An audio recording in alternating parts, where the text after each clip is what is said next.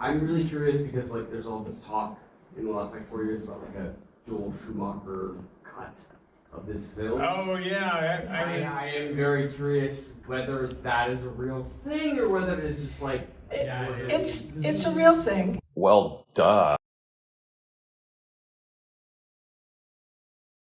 So this video's gone through a couple different iterations now. I was going to do my best to go scene by scene about what's in this Schumacher Cut work print I saw. That initially was my plan, and then I saw Superhero Stuff You Should Know just do such an amazing job, recounting everything that was in the cut, extended shots, extended scenes, all the different music, and stuff I completely forgot about, like Two-Face in the hospital. I don't know how those guys remembered all the different songs. They got a full list of the songs that were used as temp music for this work print. There's no way I could have remembered all that. So they did an infinitely better job explaining what the cut is like. So I thought, I'm not going to do that. And so I went through a couple different ways of doing this. I filmed it once and just never edited it because it wasn't good. What else do I have to say about the Schumacher Cut? This work print that was never really meant to be seen, because work prints aren't meant to be seen. But it's sitting in a vault somewhere, and it's like a way different movie, and it's superior to the one we got. And Warner Brothers won't let you see it. I hope I'm wrong about that, by the way. Am I wrong? Time will tell, I guess, but as of now, I think I'm right, unfortunately. You know, when a screening for this work print showed up in LA, Warner Brothers canceled it, and people screening it got hit with a pretty serious cease and desist. So it's not like they don't know about it or don't see the potential. I just feel like for anyone who made that call and decided and found out and decided that that's no good, we're not going to let this screening go through. What's going on in their minds when they made that call? Like, are they afraid? I think this is just one possible scenario. Oh, it's a movie from 30 years ago with some extra deleted scenes. So what? Either they really just don't see the potential in this 30-year-old movie with a dead lead star and a dead director, or, and this is, I'm sure a lot of us are hoping for this, they're planning to release it at some point and they just weren't comfortable with it being shown in public, not under their supervision. This is our movie and we have the rights, and so you can't show that.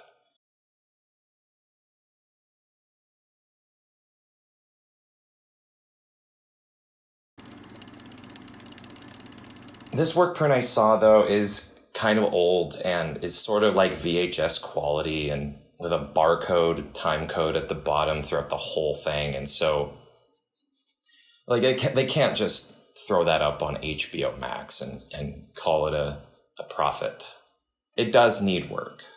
All the temp music, that has to go. It has to be replaced with something that they actually own the rights to that fits the movie. Now, something that's kind of been on my mind a lot lately after seeing it, if I had creative control, what would I do? How would I do this? What would be the best way to present a Joel Schumacher version of this movie that was really faithful to him, but also like having to finish the movie without the original director? Deliver something that fans will absolutely love, but doesn't stray away from the work print. That work print is Joel Schumacher's movie. It really is, 100%. You can just tell. Once you've seen it, you'll know what I mean. I just feel like for some reason that feature films should be edited by one person. And that's kind of for personal reasons, because sometimes when I watch a film, I want to know who cut it together. Okay, this was this person's movie. And in the case of this Batman Forever work print, I really did enjoy knowing that it was his. It was Joel's. because it made me think of all his previous movies and all his body of work up to that point in the mid-90s. I kind of felt a connection to him, rest in peace, but it made me feel like I was really watching someone's movie and not a movie. It just, that's one of the reasons that this work print felt so pure and like it felt personal. It really felt like, yeah, this was a Batman movie that they got Joel Schumacher to direct. And the fewer editors that are on a movie, the closer I feel like it is to that vision. You know, the more like creative consultants and like you bring in McDonald's to look at the movie before theatrical release, the more I feel it gets away from that initial vision that the director had in mind. You know, watching the Batman Forever theatrical version for decades and then seeing this cut, it kind of had me like, wow, what did they do to this movie? It's like someone saw this and they went, no, we don't want that. They fucked with it, in the words of Joe Black. You can tell it was fucked with. You can tell that somebody made one movie and the studio said, no, guys, come on. Like, you know what I mean? Like, you know, throw in the laundry, like we need to reel this in because we need to sell toys. So let's say we go another like 5 years without seeing this version. Another 10 years goes by, another 15, another 20. Where's the Schumacher cut? It's the 50th anniversary. I'd like you to know that throughout all the coming years that this work print still interests me.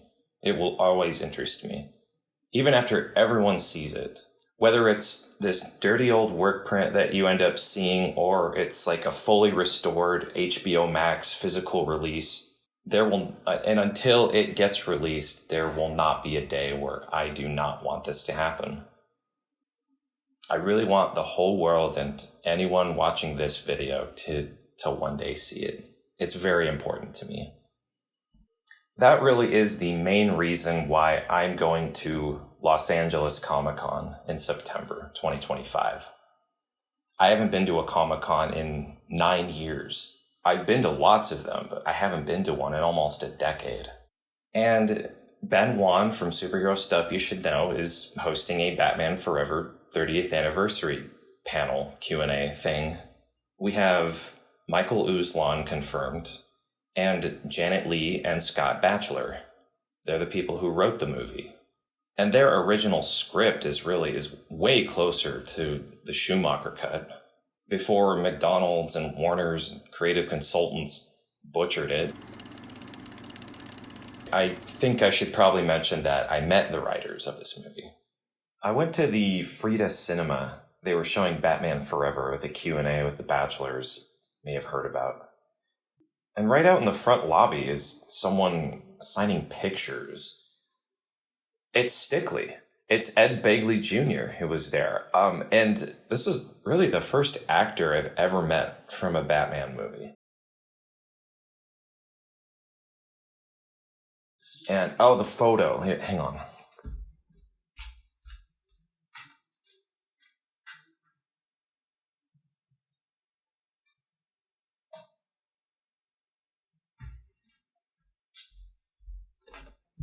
He had some prints.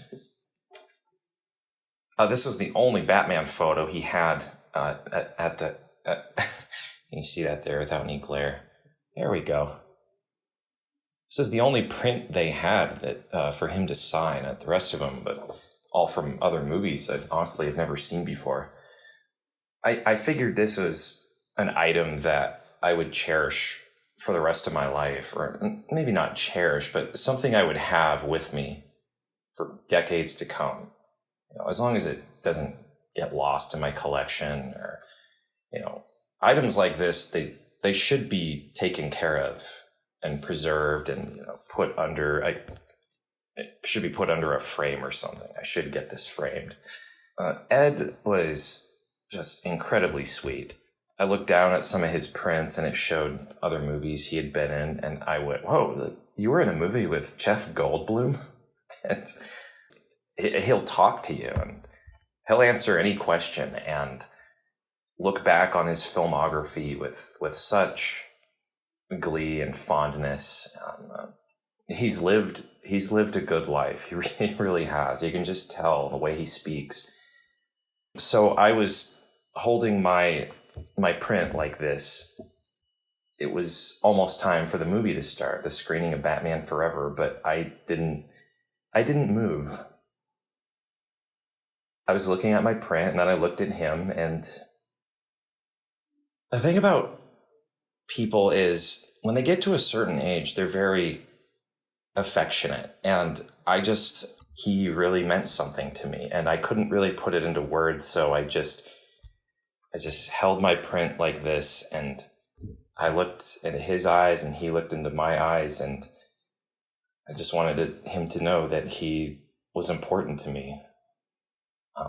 And sometimes my way of doing that is without words. Sometimes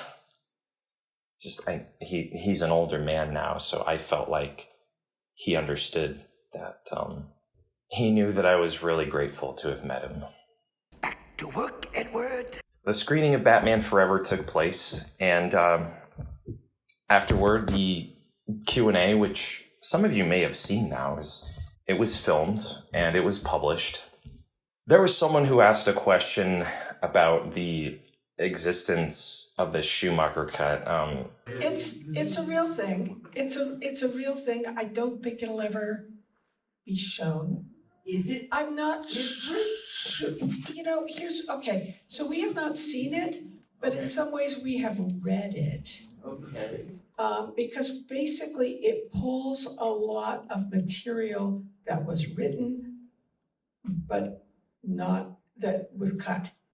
The way that Janet Leigh answered sort of suggested that they were aware that there's deleted material, some assembly of footage that manifested before the final edit. Just like all movies have, they're not the ones that are released into theaters. If I may ask, Yeah. A, is it better? Yes. This is my second part of this question. The Schumacher Cut is not a real thing, then? No, it's a real thing. Somebody put it. It's a real thing. Put together but I don't what think was on it's, the cutting room floor and put it back together. it's I'm sitting there in the audience during this Q&A, and this was a month after I had seen the Schumacher Cut. Someone asks if it exists, and I'm like, what the fuck? And, Ben Wan was there in the audience with me, and, he didn't say anything, but I guess I'm a little more vocal when it comes to these things. Honestly, that guy shouldn't have been looking up at the stage for answers. He really should have been looking all around him, because there were people in that audience who could have helped him understand what the Schumacher Cut is, and if we'll ever see it. It's a real thing. I don't think anybody will ever see it. I've seen it. Okay. Yeah. Okay. No. Okay. So I get up out of my chair and I say, yes, it exists. Now he has to disappear. Warner Brothers. So the movie we saw tonight is 2 hours and 1 minute. Yeah. I got a chance to see a 2 hours and 15 minutes version of this movie that was apparently a word print that Joel submitted. It's very similar to your original script. And if you want to see it in your mind, basically, read the original script. If you want an idea of what's in this version of the movie, just go on PDF Finder or whatever, Google Batman Forever script. Well, yeah, they wrote the script. Once you read it, And then there was another Scott on stage, Scott Zillner, who put the whole event together. And he was like, oh, whoa there, buddy. He's like trying to reel it back in so I don't, take over the event, basically.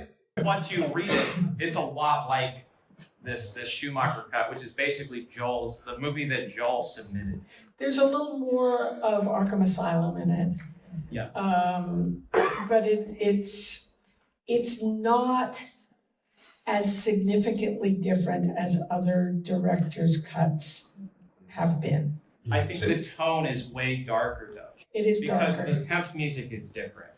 It has a different tone. I feel like this movie was changed a lot for the final edit that we have to be a lot more fun. But the movie Joel submitted is a lot like your script. Yeah. It's you read the script that you guys turned in, it's so much like this version that Joel put in. I'm glad you mentioned soundtrack. So the whole Q&A is there on YouTube if you want to see it. And so a lot of us went up to Janet Leigh and Scott Batchler. They kind of stayed and they talked to everyone that wanted to speak to them. And they did some autographs. It was great. And so I didn't ask them about Schumacher Cut or anything like that. I just said, it's nice to meet you. Thank you for writing this great movie that I'm obsessed with. The reason I didn't ask about that work print is because by the end of the Q&A, it was obvious to me that they didn't have a whole lot to say about it. And they're happy with the way the movie turned out for theaters. Stickley included. He'd watched the movie, it was his first time seeing it since '95, and he really loved it. I wish everyone in that audience and the Batchlers and Ed could have seen the Schumacher Cut, because it's a much better movie, way more faithful to the script, the story that the Batchlers wrote. What they wrote, that is the Schumacher Cut. But I've seen that work print, and it has so much more than just a little more, an Arkham Asylum beginning. Okay, so speaking of the original script, there's a couple of books that I just was scouting on eBay, and I just decided to get them. The first I want to show you is Batman Forever storybook, which I actually had in the mid-90s. I read this as a little kid, and this is not my original copy at all. I don't know where that thing went, but seeing this again, there's just photos I've never seen, well, at least not in 30 years. The way this is structured is like the original script. Reading this little book again, after having seen the Schumacher Cut, was amazing.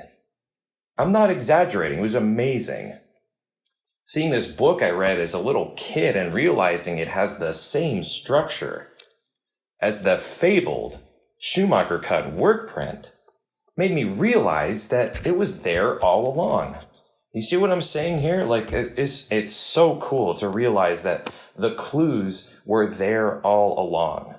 And if you only had like the theatrical cut, if that's the only one you had ever seen, all these years later, you had no idea about the existence of this original version with a different beginning and like extra scenes and deleted subplot with a huge bat and a red diary. If you had no idea that existed, imagine how weird reading this book would be. It's like, why does it open on Arkham Asylum? And like, why is there a scene with a giant bat? Like on the third act, you'd be none the wiser, right? But knowing about this lost version of Batman Forever and then reading this book that you had when you were a little kid, amazing. That's why I recommend I don't want to say recommend these items per se, unless you like to collect. I'm saying there's some real value in these old vintage books because they were made before the movie was finished and ready for theaters. That's why they have the structure of the original script by the Batchlers, who I met the other night. It's so surreal. My connection and my love with this movie is really coming full circle. Because the stuff I had when I was a kid, it's all making sense now. Decades later. Let me get the other one for you. I'm going to do an audio reading of this. You might be aware of the children's novelization of Batman Forever, also based on the original script. Prologue opens with Arkham Asylum, and then chapter 1, we got Wayne flying in on his helicopter into Wayne Enterprises, learning about Two-Face's escape, Nigma, Chapter 2, we got Batman suiting up to go stop the bank heist. The reason voicing a audio narration for this version of the book is of interest to me, it's shorter, and that would make for an interesting kind of audio reading to me, because I wasn't planning on voicing Batman Forever as a book and, you know, putting it on this channel here like I did for a lot of those Batman and Robin books. I've heard that audio reading by Rene Auberjonois, which Neil uploaded years ago. I've heard that many times now, and he does such a great job. Even though that's roughly half the book, it is abridged. It's like half the novelization by Peter David. I would love to do this book as a narration. And this is an audio reading I can do fairly quickly and make for a nice like 1.5 to 2 hour audio reading. I picked up this novel one day, and when I saw that the prologue at the beginning was Arkham Asylum, I was like, whoa, this is not based on the movie we got. This is based on the Schumacher Cut. That was awesome to see. It really was. My audio reading for this book will be up on the channel before the year is over. I had a dream. I had a Schumacher Cut dream the other night. Oh, this is really cool. This is one of those dreams that you just remember for years from now, I think. Especially since I'm explaining it in a YouTube video. I'll never forget this dream. I had a dream I was watching a Batman Forever deleted scene that took place in Arkham Asylum, in that cell that Two-Face is in, where the guard goes up into the ceiling fan. But in my dream, it's Robin. Not Dick Grayson, Robin, the way he appears at the end of the movie in full costume. Robin was tied up, and the person that put him there was the Riddler. This is all happening in front of me. Robin is conscious, and he's trying to get free of the restraints. It's kind of let's say it's a straitjacket. Robin is struggling, and the Riddler's grinning like this. He must have had some kind of plan. Nothing makes sense in these dreams, but the image in my head was a dark Arkham Asylum cell, red lightning and everything. Robin in a straitjacket. That cell in Arkham, Two-Face's cell, is already pretty small. But just for a few seconds, I saw Riddler throw Robin into a closet, an even smaller room than the cell. And it was even darker in there. And like when I imagine movies, it's like it's happening right in front of me. It's like the ultimate movie experience. It's like when I dream of movies, it's not that I'm looking at a screen, you know, or a television from my living room. I'm actually in the scene, but you know it's not real. It's just a scene that's playing out. I see Robin writhing on the floor in a straitjacket and Riddler like doing this. He closes the door to that closet. Or maybe it's just like a cell within a cell, like even smaller, even darker. I'd really love for like an artist to hear this dream I had and like draw something. Riddler throwing Robin into a tiny cell in Arkham. That would be amazing to see an artist like bring that to life.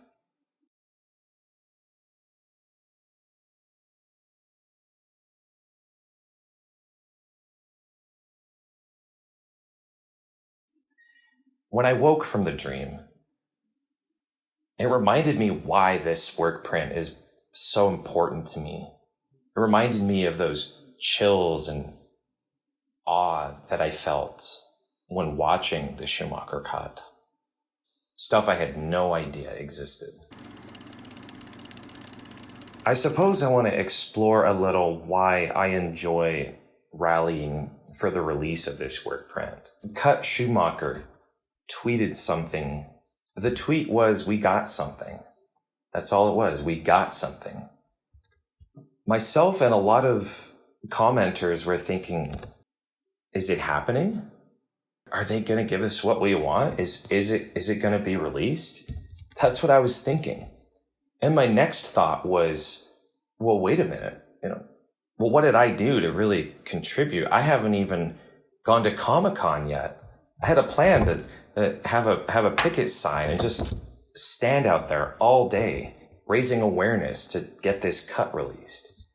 Well, it's already happening. Like I didn't really get to do much. Of course, that's not what the tweet meant. All it was saying was it was a hint that they had paid for a kind of a jumbotron truck to park outside the Warner Brothers Pictures in Burbank.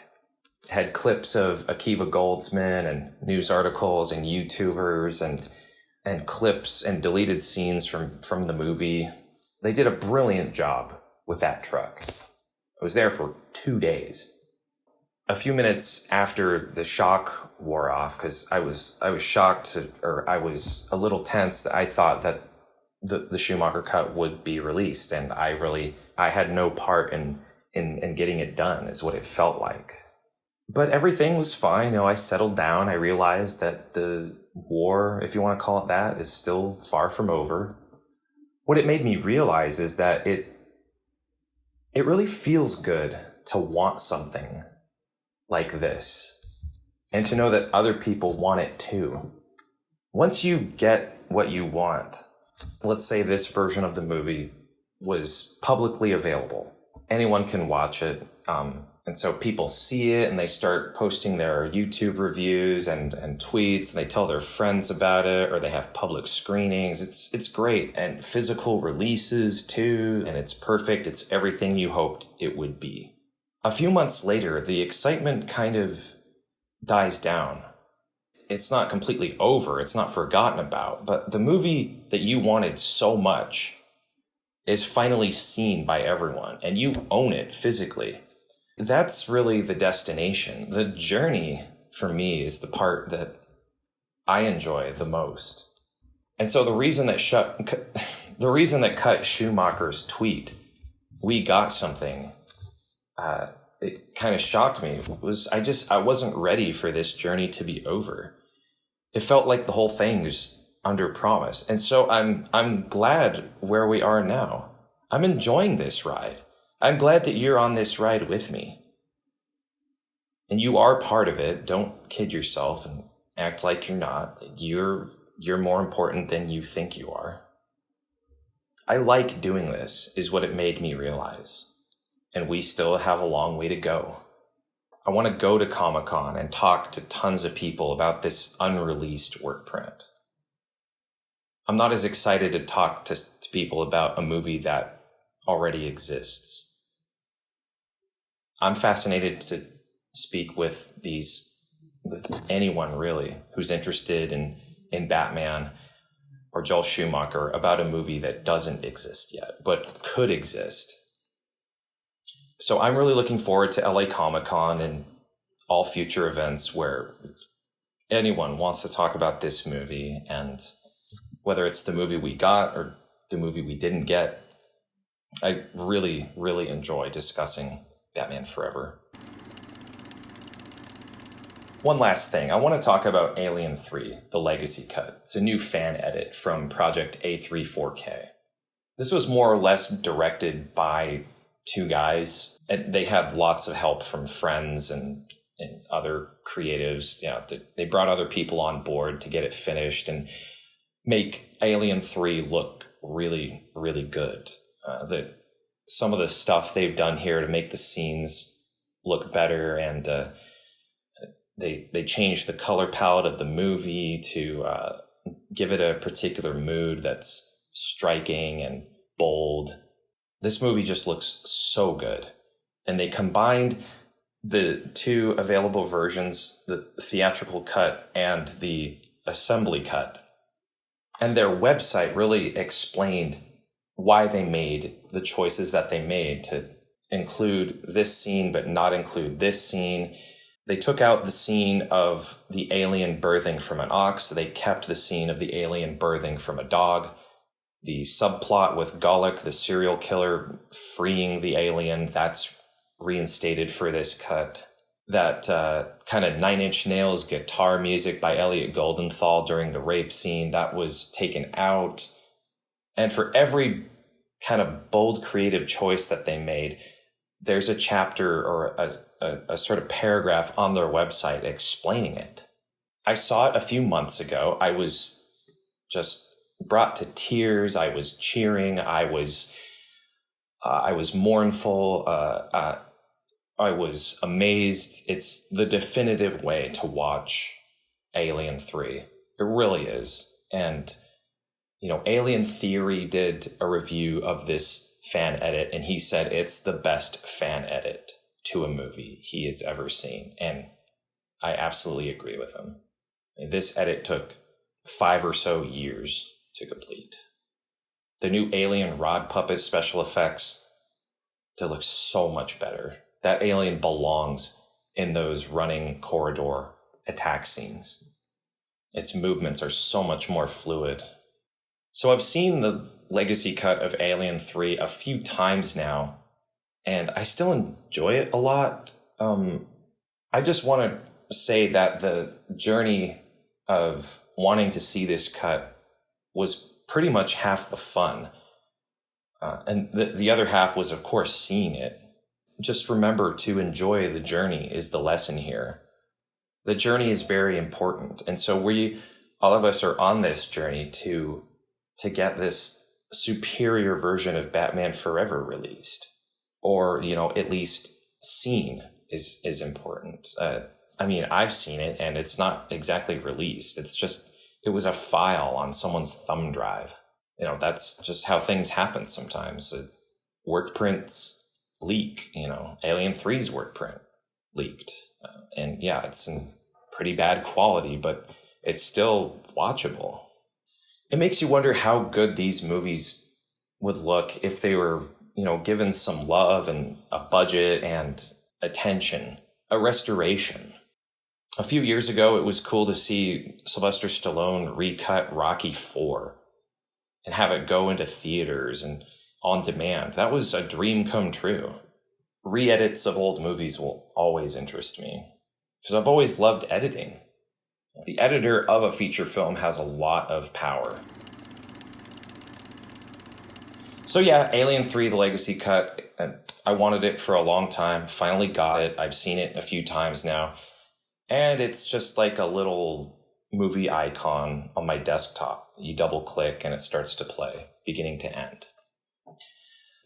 I kind of miss the build up to that cut and the journey I went on, asking when it's going to be finished, the suspense. So stop to smell the roses once in a while and enjoy the suspense. Because once you have what you want, did I enjoy the journey? Did I take the time to really, for a moment, as I read that tweet, I thought that the journey was over and I had done nothing to really make it happen. But no, it's still the same as it was. It's in legal purgatory. Warner Brothers doesn't see a lot of potential in a Batman Forever restoration and re-release. It's still kind of the same thing as it was on this last video I did discussing this. So there's still time. If you want to see this Schumacher Cut, tell your friends about it. Tell the internet about it. Maybe film yourself and your thoughts on it. What's your experience with this movie? And why is this version of the film important to you? Tell me. Leave a comment. I read every single comment. I really enjoy them. Okay, see you at LA Comic-Con. To work, Edward.